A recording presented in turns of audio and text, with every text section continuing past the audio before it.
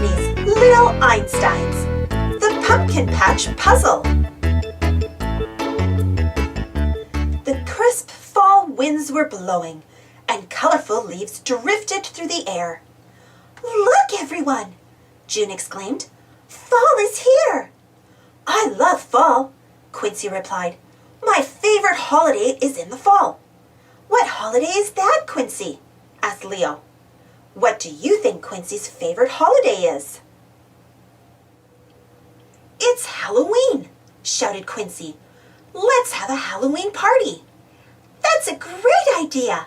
Annie said excitedly. The team got to work right away. Leo and Rocket hung paper bats. June made a black cat out of clay. Annie practiced a Halloween song. Quincy looked around and noticed that something was missing. "We need something orange," Quincy said to his friends. "Something orange and round with a stem on top."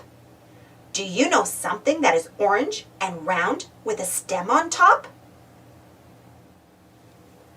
"A pumpkin!" shouted June.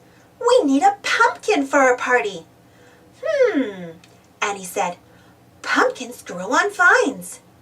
"And those vines grow in a pumpkin patch," added Quincy. "We have to get to a pumpkin patch right away." "We've got a mission," Leo cheered. Rocket held out a map. Quincy looked for the nearest pumpkin patch. "Can you find a pumpkin patch on the map?" Quincy, Leo, June, and Annie climbed aboard Rocket. "Prepare for blast-off!" Leo shouted. Annie sang a pumpkin patch song. "We're going to a pumpkin patch so we can search the big, big batch of pumpkins round and pumpkins tall to find the biggest one of..." Can you find a rhyming word to finish the song? All, can, or ask? Rocket zoomed through the sky, but suddenly stopped. "What's wrong, Rocket?" Quincy asked. Then he saw the problem. Dark clouds trapped between two mountains hung in the air. The pumpkin patch was on the other side of the mountains. Rocket couldn't get to it until the clouds went away. "We need to make a plan," June said. "I've got an idea," Quincy replied, holding out his trumpet. "If I play my trumpet loud enough, I can blow those clouds away." "Will you help Quincy blow the clouds away?" Just say forte to help Quincy play loudly. Quincy played his trumpet so loudly that the clouds moved off. Rocket soared past the mountain peaks and landed in the pumpkin patch. "Look at all the crows," Annie commented.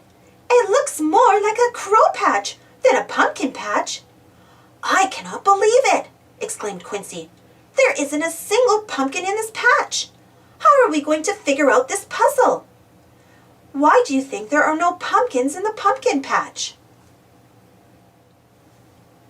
Leo pointed to the scarecrow that stood in the middle of the patch. "No wonder there aren't any pumpkins," Leo said. "The crows are eating them before they grow." "We need to show the scarecrow how to scare away the crows," Quincy exclaimed. "I can help you, Scarecrow," answered June. "You need to lift your arms up high." June slowly lifted her arms over her head as she showed the Scarecrow how to do a pas de bras. "First, round your arms over your head," she explained. "Then let your arms fall slowly to your sides." "Will you show the Scarecrow how to do a pas de bras?" "The crows are flying away," shouted June, "but there are still some left." "It's no use," said the Scarecrow glumly. "I'm just not scary enough." "You can be scary," Quincy told the Scarecrow. "You can even be the scariest scarecrow around. But first, you have to try." "How many crows does the Scarecrow have to chase away now?" "I can help you scare away those last 5 crows," Annie said to the Scarecrow. "You need to show these crows that you are brave. You need to sing Con Bravura." Annie began to sing boldly. "Crows, you better go away. Fly, from the pumpkin patch today. Annie handed a microphone to the Scarecrow. Come on, Scarecrow, the team cheered. Sing con bravura. Will you help the Scarecrow? Sing Annie's song con bravura. The crows all flew off, and everyone cheered. Then Quincy looked around the patch. He frowned. What's wrong, Quincy? Annie asked. Pumpkins take a long time to grow, Quincy replied. They'll never be ready in time for our Halloween party. Leo held out his baton. I know a way to make these pumpkins grow quickly, he explained. Leo placed his baton low. Slowly, he raised it into the air. Crescendo, he shouted. It's your turn to be the conductor. Use your finger as a baton and say, crescendo. Quincy, Annie, Leo, and June watched in amazement as the pumpkins magically began to grow bigger. Thanks for all your help, the Scarecrow said. Please take some pumpkins for your party. Thank you, replied Quincy, but we'd like to take something else with us too.